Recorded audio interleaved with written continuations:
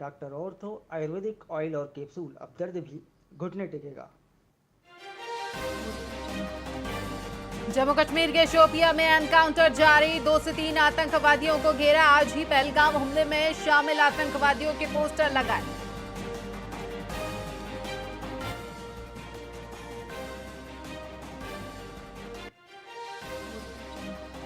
विराट कोहली प्रेमानंद महाराज से मिलने वृंदावन पहुंचे। पत्नी अनुष्का भी साथ 2.5 घंटे आश्रम में रहे। कल टेस्ट क्रिकेट से लिया था संन्यास।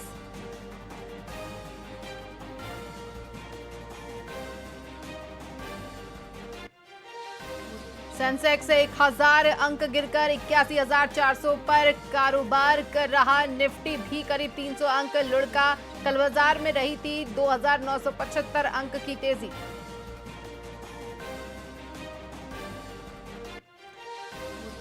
एयर इंडिया की 8 इंडिगो की 6 शहरों में फ्लाइट कैंसिल। अमृतसर जा रहा विमान दिल्ली लौटा। सीजफायर के बाद कल 32 एयरपोर्ट्स खोले गए थे।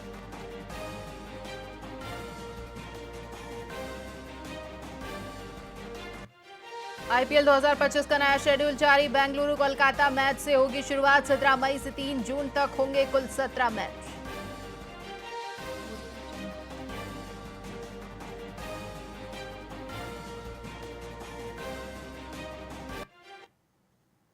नमस्कार, स्वागत है आपका वीआईपी न्यूज में। मैं हूं आपके साथ आयुषी सुनवानी। रुक करेंगे खबरों की ओर। बीजापुर जिले के तुमनार पंचायत में नल जल योजना के तहत भारी अनियमितताओं और भ्रष्टाचार के आरोप सामने आए हैं। इस योजना का मुख्य उद्देश्य हर घर तक शुद्ध पेयजल पहुंचाना है, लेकिन स्थानीय स्तर पर कई जगह पर काम में गड़बड़ी की शिकायतें मिल रही हैं। भाजपा जिलाध्यक्ष ने इस मामले की गंभीरता को देखते हुए नल जल योजना की जांच के लिए एक समिति का गठन किया है। इससे स्थानीय लोगों में हलचल और समस्या की गंभीरता का अंदाजा लगाया जा सकता है। ग्रामीणों का कहना है कि योजना के तहत स्थापित की गई पानी की टंकियां, पाइपलाइन और अन्य संरचनाएं अधूरी या गुणवत्ताहीन हैं, जिसके चलते उन्हें शुद्ध पानी नहीं मिल पा रहा है।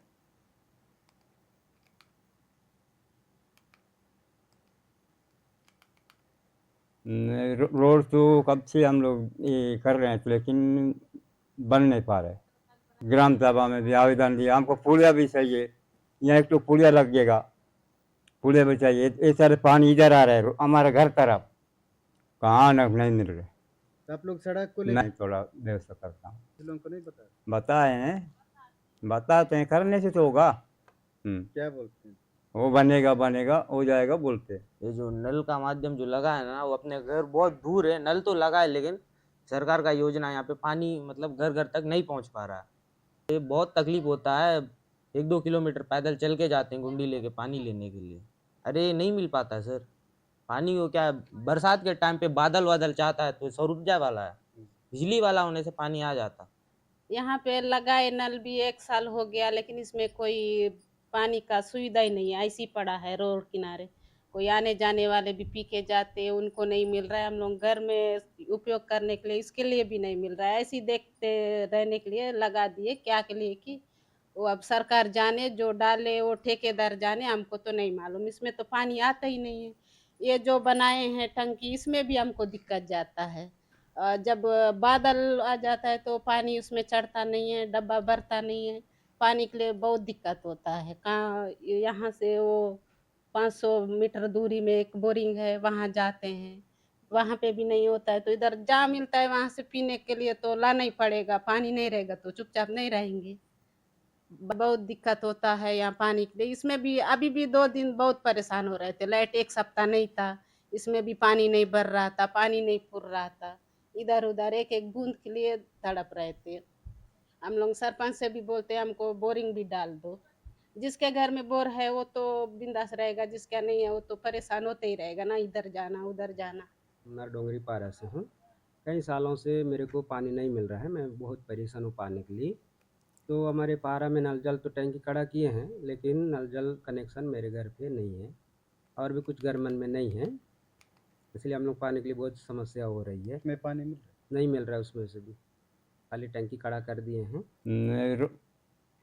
डोंगरगढ़ पुलिस ने नशीली दवाओं के खिलाफ अपने अभियान के तहत एक महत्वपूर्ण कार्रवाई की है। पुलिस ने बिहार निवासी एक युवक को 200 नग नाइट्रोजेपाम नामक प्रतिबंधित टेबलेट के साथ गिरफ्तार कर लिया है। आरोपी युवक डोंगरगढ़ में बिना लाइसेंस के ये दवा बेच रहा था, जबकि नाइट्रोजेपाम आमतौर पर मानसिक रोगों के इलाज के लिए निर्धारित की जाती है। हालांकि इस दवा का नशे के रूप में तेजी से दुरुपयोग किया जा रहा है, जिससे समाज में गंभीर समस्याएं उत्पन्न हो रही हैं।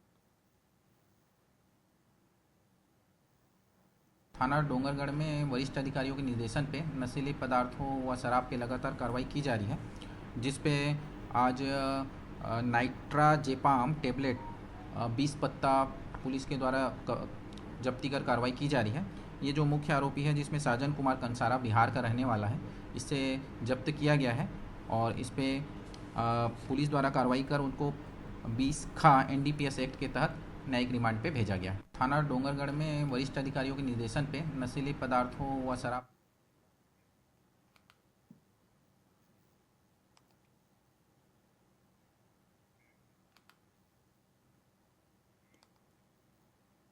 छत्तीसगढ़ के सक्ती से लगे ग्राम सरवानी में कल रात एक घर में रसोई गैस सिलेंडर फटने से अफरा तफरी मच गई। इस हादसे में 9 लोग झुलस गए हैं, जिनमें से 6 की हालत गंभीर बताई जा रही है। घायलों को तुरंत प्राथमिक उपचार के लिए रायगढ़ जिले के अस्पताल में बेहतर इलाज के लिए रेफर किया गया है। स्थानीय प्रशासन और स्वास्थ्य विभाग की टीम ने घटनास्थल पर पहुंचकर स्थिति का जायजा लिया और आवश्यक सहायता प्रदान की।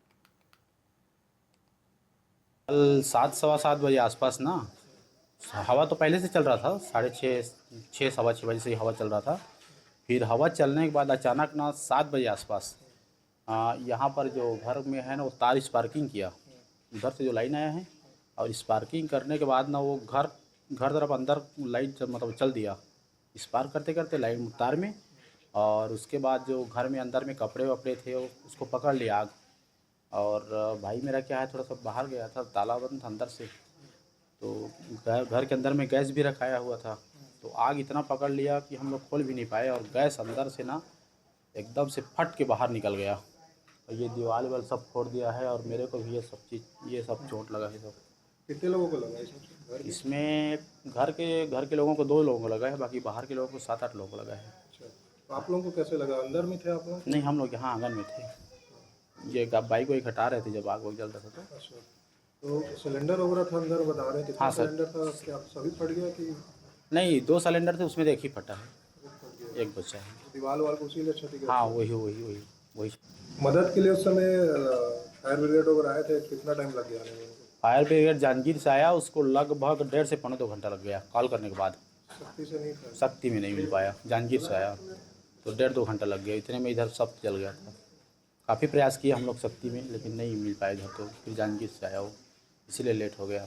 ग्राम पंचायत तेंदुटोहा के नवनिर्वाचित सरपंच अग्नि कुमार सिदार, जो कि तेंदुटोहा पंचायत के आश्रित ग्राम सरवानी में जो मूला समय 7 बजे के आसपास ऐसे सूचना मिली कि आग लग गए, तो वहाँ मैं तुरंत पहुँचे। ओकर बाद में जो 2 सिलेंडर रही से और कपड़ा लपड़ा दुकान के जो ब्यूटी पार्लर दुकान खोले रही, वो सामान पूरा जल के राख हो गई। ओकर बाद में जनता ला भी लगे है चोट, जो आम रास्ता है रोड, तो आने जाने वाला मन भी लगे, और 6 जन ला शक्ति हॉस्पिटल से रिफ़र करे रायगढ़, और ज़्यादा लगे होंगे? ज़्यादा चोट गंभीर रूप से लगे हैं, और 2 आदमी वापस आए हैं वहाँ से हॉस्पिटल से। कल 7 सवा 7 बजे आसपास ना हवा तो पहले बेमेतरा जिले के परिवहन विभाग ने सभी पंजीकृत वाहनों में हाई सिक्योरिटी नंबर प्लेट लगाना अनिवार्य कर दिया है। यह आदेश छत्तीसगढ़ राज्य सरकार की ओर से जारी किया गया है, जिसमें कहा गया है कि 1 अप्रैल 2019 से पहले के लगभग 40,000 वाहनों को इस नियम का पालन करना होगा। जिला परिवहन अधिकारी अरविंद भगत ने बताया कि राज्य शासन के निर्देश अनुसार 2 फर्म को इस कार्य के लिए जिम्मेदारी सौंपी गई है। ये फर्म जिला मुख्यालय पर हाई सिक्योरिटी नंबर प्लेट बनाने की सेवाएं प्रदान करेगी। वाहन मालिक ऑनलाइन आवेदन कर सकते हैं, समय ले सकते हैं और अपनी गाड़ियों पर नई नंबर प्लेट लगवा सकते हैं। बेमेतरा जिले में जैसे लगभग 1 अप्रैल 2019 से पहले की गाड़ियों में एचएसआरपी लगाने के लिए परिवहन विभाग द्वारा निर्देशित किया गया है। तो लगभग 40,000 से भी ज़्यादा गाड़ियां पंजीकृत है बेमेतरा में, जो 1 अप्रैल 2019 से पहले की हैं। तो अभी 2 दिन पहले तक के डेटा के हिसाब से लगभग 2500 से ऊपर फॉर्म यहाँ पे फिलअप हो चुके हैं एचएसआरपी के, जिनमें से फिटमेंट जो है केवल 500 की लगभग की गाड़ियों में हुआ है। तो ये रफ्तार अभी बढ़ाने के निर्देश माननीय सचिव महोदय परिवहन विभाग के द्वारा दिए गए हैं। अच्छा, अभी हम लोग मेन फोकस कर रहे हैं लोगों को जागरूक करने में। बहुत से लोगों को तो पता ही नहीं है कि क्या नियम बनाए गए हैं करके, तो मेन जागरूकता को हम बढ़ाने के लिए अभी कोशिश कर रहे हैं। उसके बाद चालानी कार्रवाई भी धीरे से हम स्टार्ट करें। जी, इसमें क्या है कि जैसे जो वाहन पंजीकृत होते हैं उसके साथ एक मोबाइल नंबर लिंक्ड होता है जो वाहन स्वामी का होता है। क्या है कि पूर्व की गाड़ियों में जो मोबाइल नंबर अपडेट नहीं हो पाया था, क्योंकि जो वाहन 2 पहले चला करता था उसमें जो वाहन 4 में पोर्टल में डाटा ट्रांसफर हुआ था तो मोबाइल नंबर अपडेट नहीं हो पाया था। तो अपडेट करने के लिए हमने अपने जिला कार्यालय के एक कर्मचारी का नंबर, व्हाट्सएप नंबर जो है वो सर्कुलेट किया है आपकी मीडिया के माध्यम से, ताकि लोग अगर नंबर उसमें नहीं है, अपडेट नहीं है, तो नंबर अपडेट करने के लिए एक आवेदन कर सकें, ताकि हम यहाँ से नंबर अपडेट तुरंत कर दें। बेमेतरा राज्य एवं केंद्र सरकार की विभिन्न विभागीय योजनाओं को ग्रामीण स्तर तक पहुंचाने का कार्य करने वाली NRLM बिहान केंद्र की महिलाएं अब अपने मानदेय के लिए परेशान हैं। हाल ही में बड़ी संख्या में ये महिलाएं जिला कलेक्ट्रेट पहुंचकर धरना प्रदर्शन कर अपनी आवाज बुलंद कर चुकी हैं। इन महिलाओं का कहना है कि विभागीय अधिकारी केवल तकनीकी समस्याओं का हवाला देकर उन्हें मात्र 1900 रुपये मानदेय देने में अनदेखी कर रहे हैं। ये महिलाएं अपने कार्य के लिए स्वयं के खर्च पर मोबाइल और इंटरनेट का इस्तेमाल करती हैं और लगातार विभागीय आदेशों का पालन करने में लगी हैं।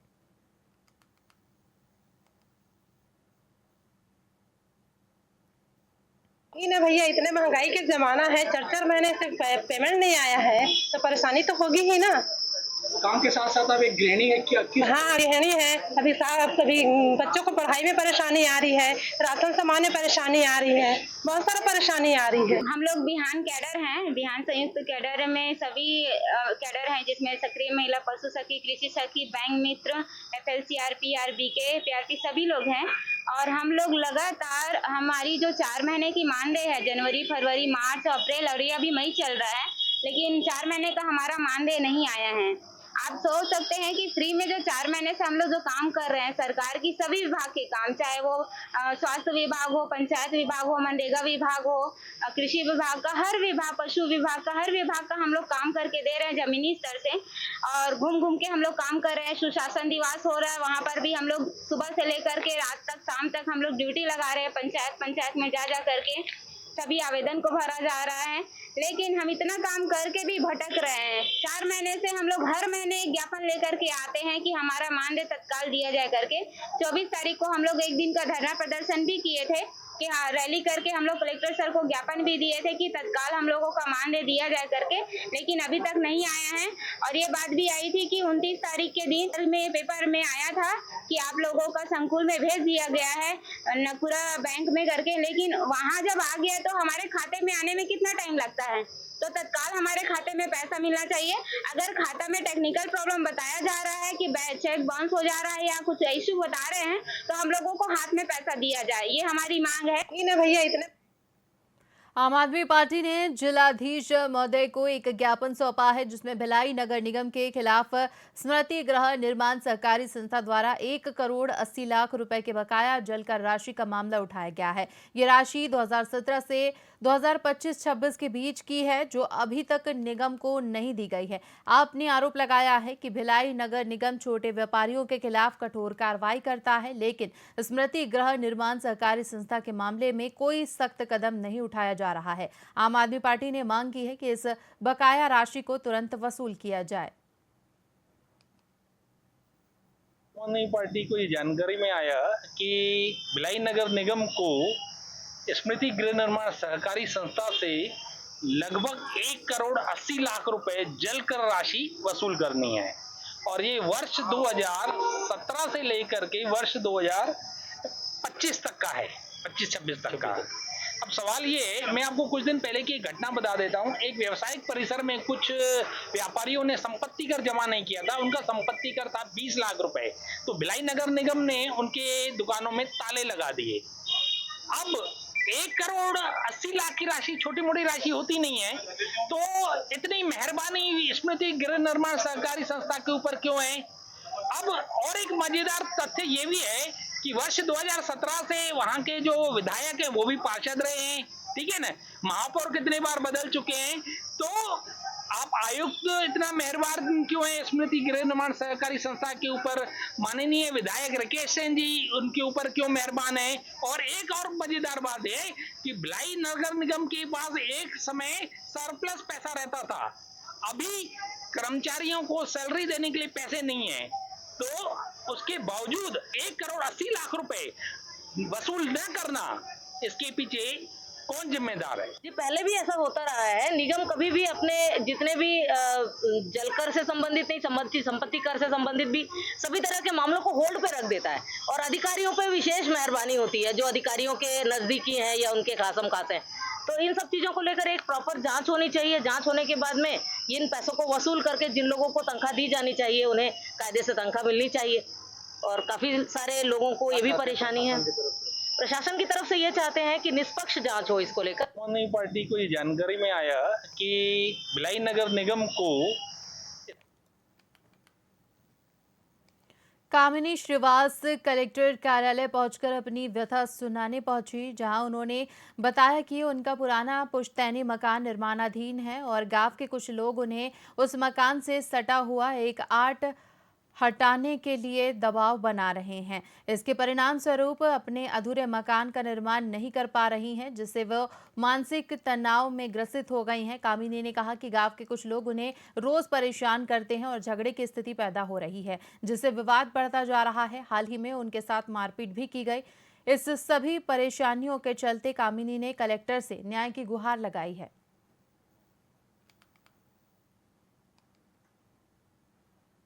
सर मैं 1 साल से कलेक्टेड ऑफिस आके एसडीएम तहसीलदार को बार बार मैं आवेदन दे रही हूँ। मेरा घर अधूरा पड़ा हुआ है।